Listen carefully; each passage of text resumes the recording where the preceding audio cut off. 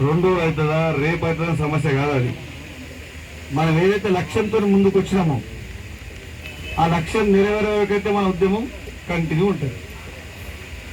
ఆ కంటిన్యూ భాగంగానే మనం సాధించుకుంటాం. సాధించుకున్న తర్వాత మనం పోయి సంస్థలపై మనం ఉద్యోగం చేస్తాం. కాబట్టి దానికి మనం తయారైనాకనే దిగినాం కదా, వాస్తవం కదా.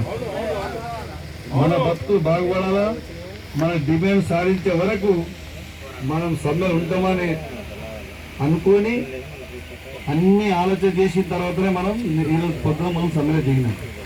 మన బాధ్యత ఇప్పుడు ఏమున్నది? ఎవరు కుట్ర చేసినా, అధికారులు బెదిరించినా, అధికారులు మనకు ఇబ్బందికరమైన పరిస్థితి చేసినా కూడా ఎటువంటి ఇబ్బంది పడకుండా, ఎటువంటి పరిస్థితి వచ్చినా సామరస్యంగా మన ఉద్యమం కొనసాగించుకోవాలా. మరి మీ ఉద్యమం మీదనే భవిష్యత్తు ఆధారపడిన తెలంగాణ రాష్ట్ర వ్యాప్తంగా ఈరోజు మీకు స్ఫూర్తి చూసినే ఈరోజు 90% మొత్తం బయటకు వచ్చింది. అందరి గురించి మనం ఆలోచన చేయాల్సిన అవసరం లేదు. ఓన్లీ మన జనకుల ఇక్కడ వరకు ఉన్న ఆలోచన కాదు ఇది. ఈరోజు దాదాపు 19,000 మంది కార్మికులల్లా నా అంచనా ప్రకారం మినిమం 18,000 చిల్లర కార్మికులు ఇప్పుడు సమ్మెలో పాల్గొంటున్నారు.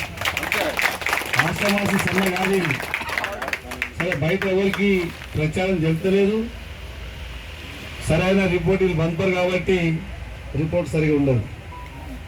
99% చెప్తున్నా మినిమం 18,000 మంది పైన సమ్మెలు ఉన్నది తప్ప తక్కువ మంది లేరు. ఆఫీస్లో పనిచేస్తూ కొంతమంది సమ్మెలు లేరు. అందరూ కార్మికులు అందరూ సమ్మెలు ఉన్నారు. ఇది దేనివల్ల ఉన్నారు? మీరు ఇక్కడ గట్టిగా నిర్ణయం తీసుకోవడం వల్ల ఇంత పెద్ద ఎత్తున మనం సమ్మె సక్సెస్ తీసుకోగలిగినాం. మళ్ళా ఈరోజు మనం సాధించుకున్నది ఏదైతే సాధించుకుంటామో దానికి పూర్తిగా దాన్ని ఏదైతే సాధించుకుంటామో దానికి పూర్తిగా మీ క్రెడిట్ ఉంటుంది.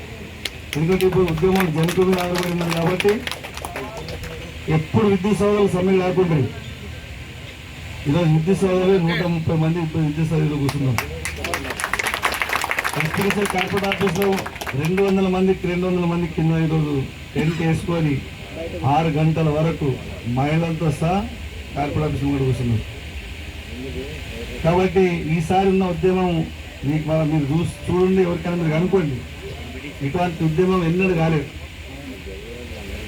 కాబట్టి దయచేసి ఎవరు చెప్పినా నమ్మకుండా మనం ఏదైతే స్ఫూర్తితో నేను దిగినామో మా స్ఫూర్తి కంటిన్యూ పెట్టి చాలామంది ఇక్కడ అనుభవస్తులు నాయకులు ఉన్నారు.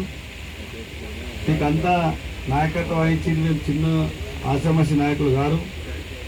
ముఖ్యంగా మనకు సంఘాల మద్దతు చాలా మంచిగా ఉంది. ఇంతకుముందు ఎప్పుడు సంఘాల మద్దతు మనకు ఉండకుండే, ఈసారి ప్రతి సంఘం మనకు సపోర్ట్ చేస్తుంది. కాబట్టి మరి ఇప్పుడు వాళ్ళ ధైర్యంతో కార్మికులందరూ ఈరోజు పెద్ద ఎత్తున బయటికి రావడం జరిగింది. కాబట్టి మనం అన్న వాళ్ళు సపోర్ట్ ఇస్తామన్నారు కదా, వాళ్ళు పనిచేస్తున్నారంటే 100% వాళ్ళు పనిచేస్తారు. మనం ముందే చెప్పినాం, ఈ ఉద్యమం ఓన్లీ కాంట్రాక్ట్ వ్యవస్థ నుంచి వచ్చి అబ్జార్బ్సర్ అయిన ఆర్టిజన్ కార్మికులు ఉంది, కొంతమంది మిగిలిపోయిన కార్మికుల గురించి మనం ఉద్యమం చేస్తున్నాం. వాస్తవం కదా? మరి అసలు పూర్తిగా బాధ్యత ఎవరిది ఉంటుంది? మనది ఉంటుంది. వాళ్ళు ఓన్లీ మనకు సపోర్ట్ చేస్తారు. మోరల్ సపోర్ట్ ఉంటుంది. ఏంది? మీకు రేపు పొద్దుగా ఏమన్నా అయినా వాళ్ళు బాధ్యత తీసుకొని ముందుకు వచ్చి మాట్లాడతారు, ఆడతారు. మళ్ళీ రేపు ఈ ఉద్యమం అక్కడ వాళ్ళు ఎన్రోల్ చేయగలుగుతారు.